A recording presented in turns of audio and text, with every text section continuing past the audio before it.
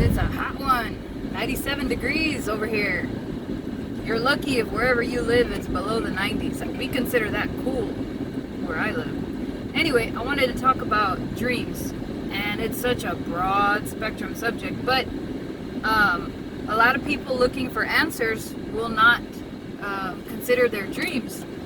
And what I believe is that dreams are a combination of things. They can just be kind of you unwinding from your day. They can be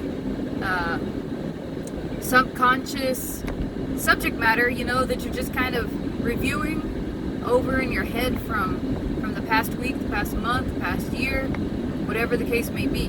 But take into consideration that anything and everything you dream is in correlation to something that you've already experienced for the most part.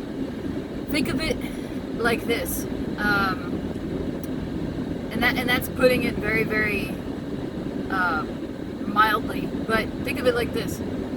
I'm not saying, okay, before I say this, I'm not saying that everything you dream is in reference to purely mundane matters. What I'm saying is your mind and your subconscious is kind of like a box of symbols, okay?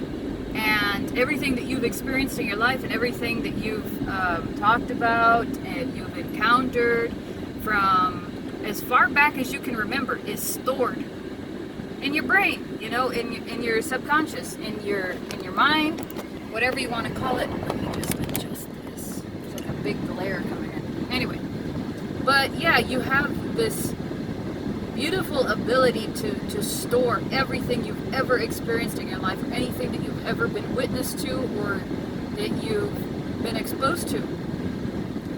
The mind is a beautiful thing like that. Okay, so like say for example, you dreamed that you got shot, but when you get shot, you don't feel the pain of what a person who's been shot would feel. Your brain tries to overcompensate, or your mind tries to overcompensate, and you feel something kind of like a pinch, or a strain, or a pull, or a burning, because you've never experienced it before, okay? So, with that being said, we use dreams as a method of communication because a lot of us believe that it's an open line of communication from this side to the next, and we believe that a lot of us do believe that spirits can send us messages through those dreams. And they use our box of symbols to communicate with us. So, if we lived on a desert island and we'd never before experienced, like, say, a certain ethnic group, well, in our dreams, if a spirit was trying to communicate with us and came from a certain cultural background, like, say, for example, you had never, you don't know what a Chinese person looks like. Your brain, while receiving that message from spirit, is going to translate it into something you are familiar with. So, say for example, you get a message from an ocean spirit, which I've been getting a lot of. But you never have before ever had experience with, say, Yemaya. You don't know who Yemaya is. She's basically an African ocean spirit. So because I never have experience with her before, and let's not debate, but for all intents and purposes, most of the culture that honors her, it shows her as a black entity.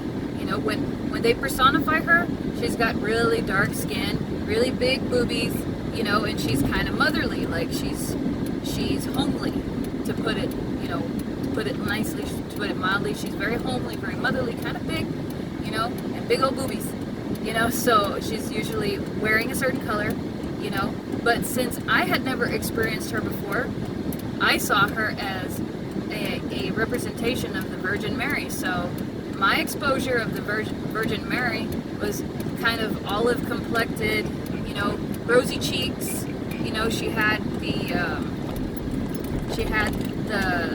outfit of the Virgin Mary, very, very cobalt blue colored attire, very innocent looking, and paisley patterns on the blue material. And when I experienced her, she was just kind of wading through the water, through the shallow waters, mind you, anything that the sun was touching, basically. And she was just kind of dragging her finger along the very calm and steady waters on the shores of the beach or of the ocean. And when I talked to her, she's very serene and very nurturing and motherly. And I asked her a few questions, and this was back maybe about 3 years ago. See, so because I had not been reading up, because I had not experienced her, I automatically assumed that it was another spirit that I was in contact with, but I wasn't quite sure. Now, a few years later, that I've been doing some reading and had some exposure, and now that I've had a little bit more broad of a knowledge base, now I go back and I say, this is more of the correlation of the entity that I was experiencing, or the spirit representation of what I was experiencing, and the messages that she was giving me are more along the lines of this, of the Yemaya type spirit, the Yemaya type personification, and now things are starting to come together and to make sense, So I also keep in mind that things can change.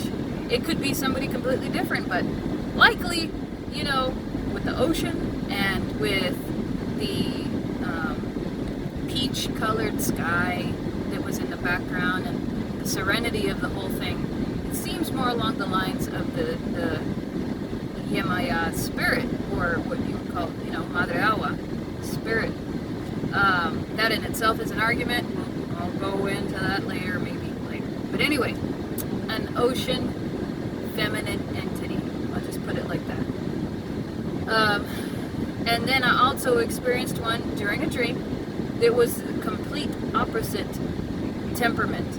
She was very, very, very light complected.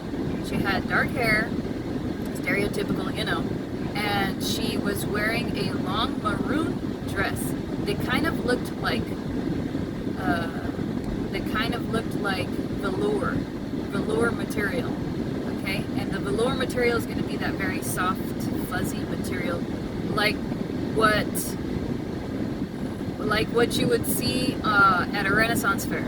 You know what I mean? Like the women that wear the corseted dresses. A lot of the material is velour, or taffeta, or chiffon. But anyway, so when I experienced this darker one, and I say darker in terms of her energy was darker. She, long dark hair, very thin, okay, and very gruff. Her voice was very gruff and very masculine.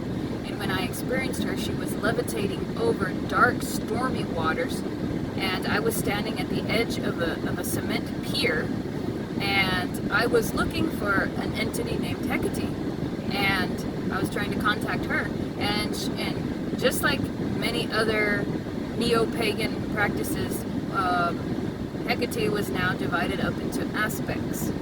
So one of her aspects was an ocean aspect, because in the lore she was favored by Zeus in the Greek mythology, and she had realm and reign over heavens, earth, and sea. But a lot of people saw this dark entity in a cave on the sea, on the beach, right next to the sea. So I was like, okay, well, I'm just one of those that experiences this ocean aspect of her. Now, I'm not going to guarantee that it was or was not maybe a different face of Madre Agua or Yemaya, or even possibly Oya. I don't know, or Centea, if you want to call her.